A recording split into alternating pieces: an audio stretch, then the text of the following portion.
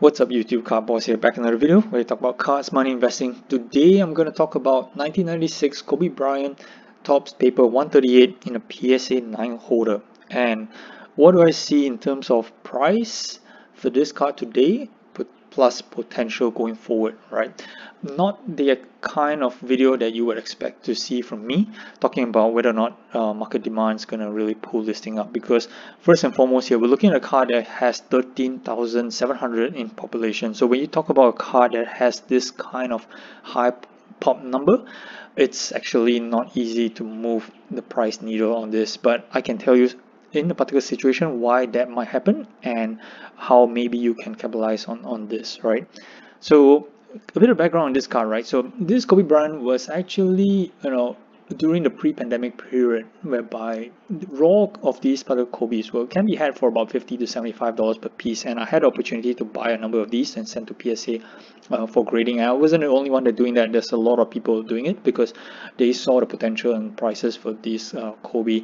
As a result, the price actually did move up the chain, I would say, but of course, as more and more of these got graded and more of these entered the market, there was some price stabilization. But during the highs of the GOATs, right, the GOAT chase, so Michael Jordan, Kobe Bryant, LeBron James, Topps paper Kobe went as high as like $1,000 or like 1,200 for this PSA 9, and something as crazy as $5,000 for a PSA 10.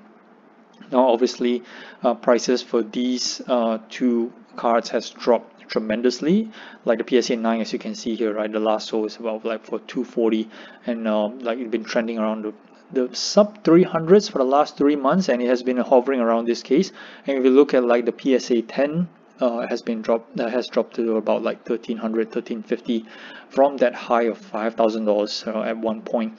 And the pop count for the PSA 10 is still pretty relatively high. You're talking about like 3,300, but of course not as crazy as this 13,000 pop count right here, right? So there is a lot in the market at the moment, right? And there's a lot of transactions as well. Look at this, 246 sales in the last 3 months. It's kind of surprising, right? So for something like, Kobe has been out of the news for quite a fair bit, aside from the announcement of his this documentary coming in August. There wasn't much activity in terms of Kobe, right? So obviously the news of his untimely passing had kind of hit everybody pretty hard 2 years back, but it's kind of settled down. And I think that if you look at the overall perspective of Kobe's cards, his cards are kind of flattening out, right? It's not just his Topps paper. We're looking at his Topps Chrome, talking about his autograph cards, right? So it's kind of like flattening out a bit. So why the attention on this particular Topps paper, right? I think that in terms of the cost-based price, the entry price here, which is $240, $250, it's kind of like a very attractive point at the moment, right? And let me explain why.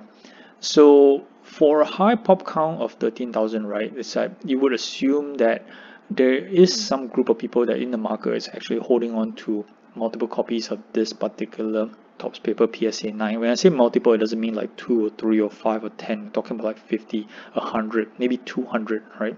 So those kind of numbers may feel like it's a lot, holding 200 copies of a particular card, but relative to the population, right, talking about 13,000, it's just what, 2%, right? So it's not really like a big market share, I would say, but it just takes that kind of quantity to kind of move the needle in the pricings, right? And 250 is kind of like a very sweet spot to make some nice profits in terms of percentages, but the amount, the dollar increase may be a bit deceiving, right?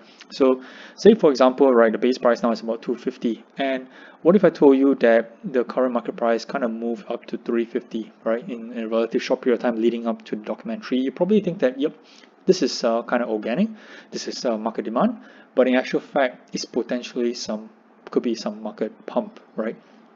So a person or a group of persons with just 200 copies in hand could move the needle in the market by releasing some of the cards into the market and pumping it up to, let's say, like 350, 380 on eBay, and that will create kind of turn people's heads a bit on this, and to kind of like lift up the entire price, from like 240, 250 to about like 300, 320.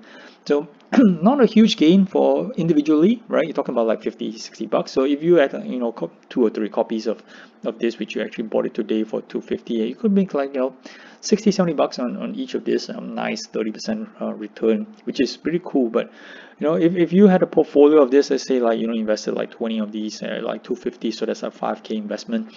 So making like 70 bucks, I would say, is like 1500 return, right? $1,400-$1,500 return in I'd say in the next 2 to 3 months, which actually is pretty handsome return.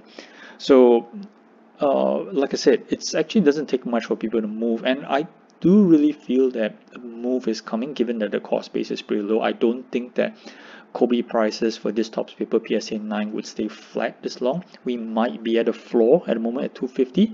It would be kind of surprising if this card actually drops further to like 200 or 150, right? But I think that whoever is holding on to a large portfolio of this probably got in a bit higher, definitely not at the 250 range, could be like 300, 400 range, and is looking to either break even through cashing out at that particular price range, or maybe he has just been picking up all these numbers here. You can see 246 sales here to kind of like cost average down, because typically a big investor would kind of do that to bring down average cost before pulling the thing back up again and making small gains in fines in terms of dollars, individual dollars, right? You're talking about, let's say, average price. If let's say he bought it higher and he bought it now at 250, average pricing at 300, and he sells it for, let's say, net 320, making $20 a card, that's fine. And multiplied about 100 cards is still $2,000 profit, just to try and get out of a position, which I think that it's highly doable, right? Now the question is, should you and I enter into this market if we don't have any holdings on this PSA 9 Kobe's? I don't have any more of my PSA 9 Topps paper. I really sold them as the price was dropping from the $400 range down to about the $300 range, right? I got mine, like I said, relatively cheap from raw to send for grading, and I did kind of like cover my costs on that. I didn't really make any money. But at this juncture, with 0 holdings in your portfolio, should you actually consider buying a couple of copies of this Kobe's and to wait for the wave, or supposedly the wave, to come? Now that's kind of a bit risky for me, right? But of course it depends on whether or not you have any better place to put your capital, right? So if you had $250 or you had, let's say, $2,500, right, to put on cards, would this be a good play to make certain profits? Yeah, maybe. Kobe will always be good. I don't foresee prices going down on this, but to me, the documentary in August is kind of like the next, I would say, marker in terms of the price checkpoint for Kobe. So if we don't see any movements between now and August for this particular Topps paper, it might be a while longer before we can see any further price movements, and you may be forced to sell your little holdings, your 10 copies at a maybe same price, 250, or maybe you take a slight loss as well and move on to something else. But is it worth the gamble to try and make, let's say, like $1,000 of profit? Perhaps to some of you, yes, but to me, of course, I'm deploying capital all over the place, including Marvel. So not the kind of play that I would like to do, but it's kind of interesting that when I study this particular chart and the potentials of what may actually happen in the coming months, that will shift the market just a tad bit, not to the point whereby people are saying that, oh, it's a big pump and dump for this Kobe Topps paper. It's just going to shift that tiny little bit for some investors who have a large holding in this Topps paper to try and get out of their position, taking advantage of this particular documentary announcement. So hopefully that some people will buy into the market and to think that there is still potential to grow further, not to the highs of where we saw in 2021, but definitely not the floor that we're looking at right now. Here seems to be consistent. Alright, so that's all I got for today. Do like and subscribe to my channel if you like my content, and I'll catch you guys in another video. Cheers, thanks for watching guys. Cowboys out.